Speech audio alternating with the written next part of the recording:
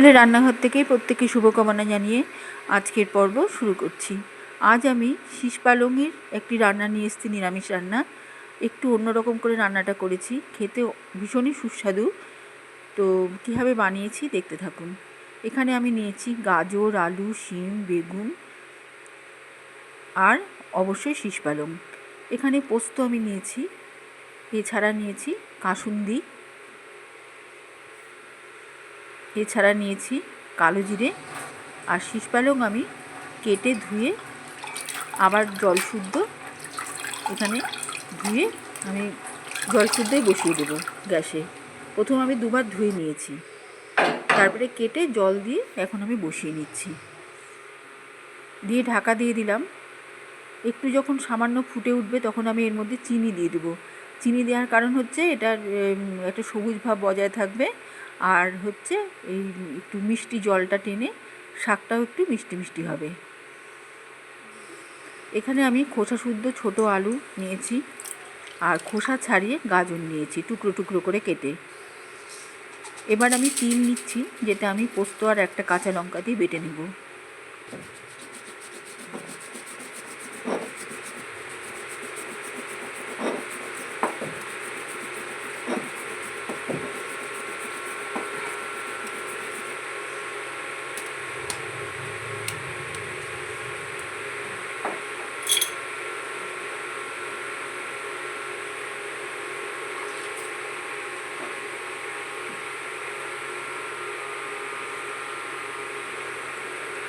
এর মধ্যে শাকটা বেশ নরম হয়ে এসছে, তবে আর একটু ফুটালে ভালো হবে। আর একটু আমি এটাকে সেদ্ধ করে নেব, কারণ এই শীষ পালংয়ের শীষগুলো বড়ই শক্ত, সুসিদ্ধ হলে রান্নাটা খেতে ভালো লাগবে। কাজেই আমি আর একটু এটাকে সুসিদ্ধ করে নিচ্ছি।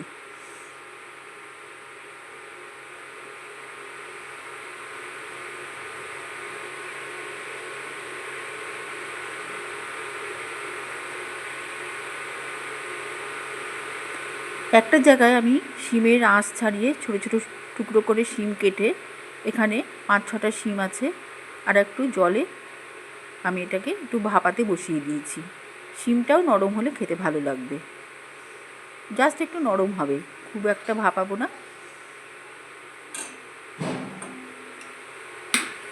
এবারে আমি যে পালং শাকের শীষটা জলে সেদ্ধ করেছিলাম সেই জলটা ছেঁকে নিলাম।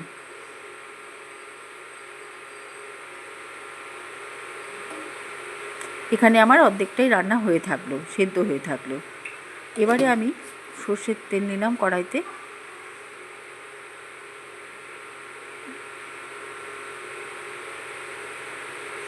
ছোটো ছোটো করে কেটে রাখা বেগুন, গাজর আর আলুটা আমি এ সময় দিয়ে দিচ্ছি সর্ষের তেলেতে। এটা আমি একটু নরম করে নেব ভেজে, খুব অল্প আছে ভেজে এটাকে নরম করে নেব। এদিকে ভাপানো শিমটাও দিয়ে দিলাম।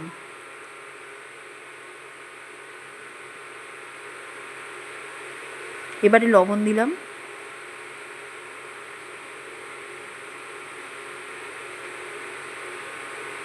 দিচ্ছি চিনি,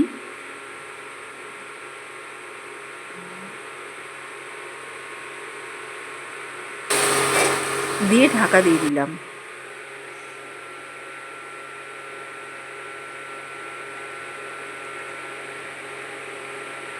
এবার বেশ পর্যাপ্ত পরিমাণে কড়াইশুঁটি দিলাম, কারণ এই রান্নাটাতে কড়াইশুঁটি খুব ভালো লাগে খেতে।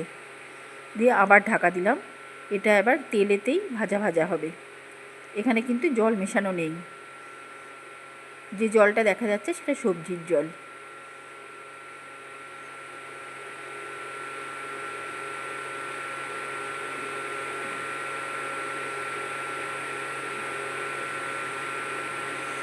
এবার আমি একটু নাড়াচাড়া করে ভাজা ভাজা করে নেব।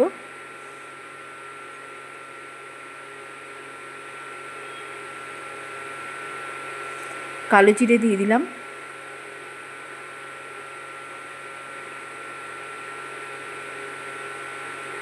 শুকনো লঙ্কার গুঁড়ো দিলাম,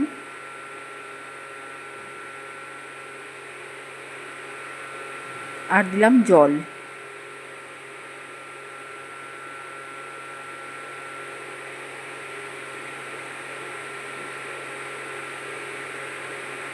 এবার শীষ পালংটা দিয়ে দিচ্ছি।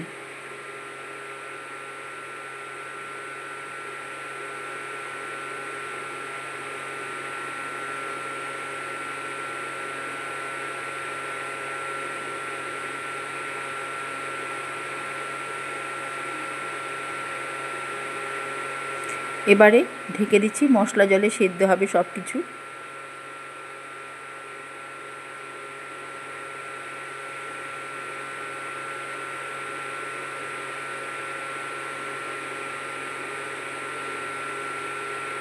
এখানে আমি এখনও হলুদ দিইনি, হলুদটা একেবারে শেষে দেব। এখানে পোস্ত দিয়ে দিলাম, তিল পোস্ত বাটাটা।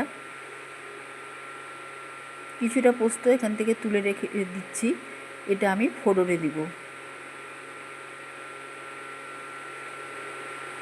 বাকি পোস্তটার সাথে এটা আবার সুসিদ্ধ হবে।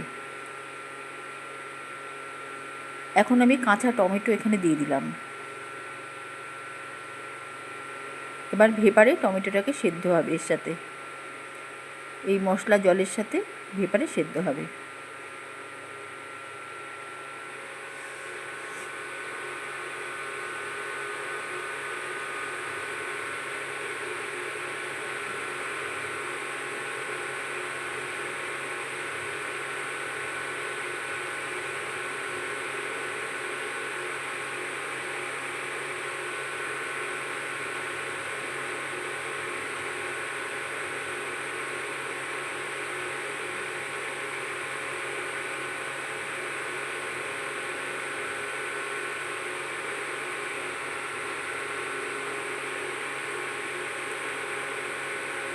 এবার রান্না করা তরকারিটা ঢেলে রাখছি একটা জায়গায়।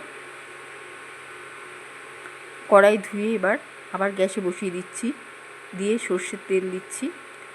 এবারে যে ফোড়নটা দিব, এই ফোড়নটাতেই রান্নাটার স্বাদ খুলবে। এখানে 5 ফোড়ন, শুকনো লঙ্কা, কাঁচা লঙ্কা দিয়ে দিলাম, একটু ভাজা ভাজা করে নিচ্ছি।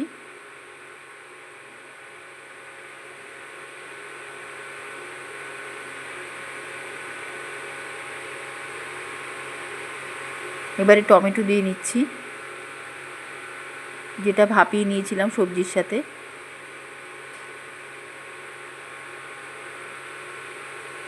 এবার ভেজে নিব ফোড়নের সাথে টমেটোটা।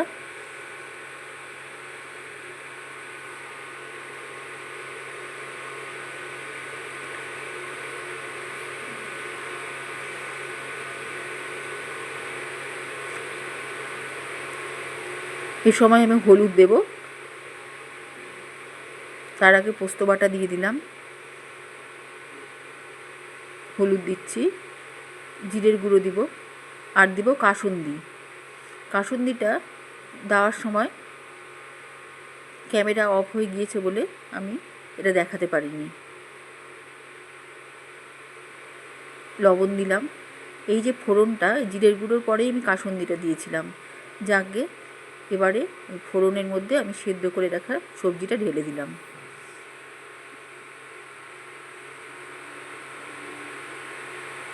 এবারে বেশ কিছুটা ঘি দিয়ে দিলাম।